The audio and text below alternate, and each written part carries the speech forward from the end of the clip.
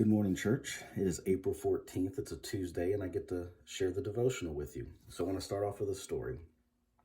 The story says that there is a man who decides to travel a path. And as he's traveling this path, he has to make a decision. Should he go left or should he go right? So he chooses right. As he's going down this path, he comes to this huge cliff. And as he's at this cliff, he realizes he can't get across it.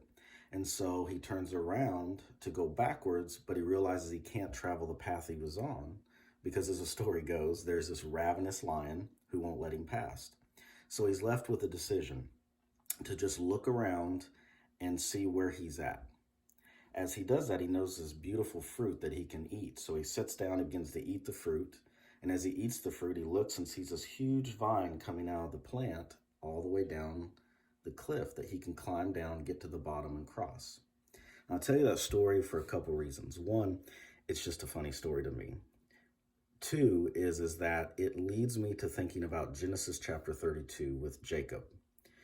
If you do any type of study on the life of Jacob, you realize he's made a lot of choices that has led him to a place where his future is completely uncertain.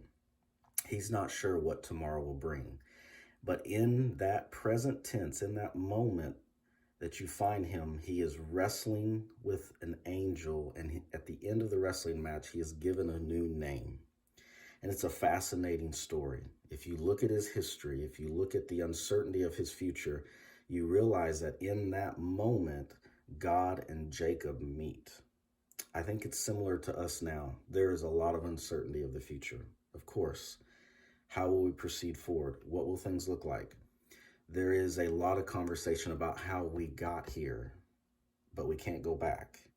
And yet it is in the present tense that we find ourselves able to find a revelation from God to us about what God would say in this moment of our lives. So my encouragement to you is this, church. What new things is God revealing to you? What is God speaking to you in your life today? And I believe that if you take time and you wrestle with God and you consider who you are and who God is, something new will be revealed to you today. I pray the blessings of Christ upon you, and may Christ's peace be given to you.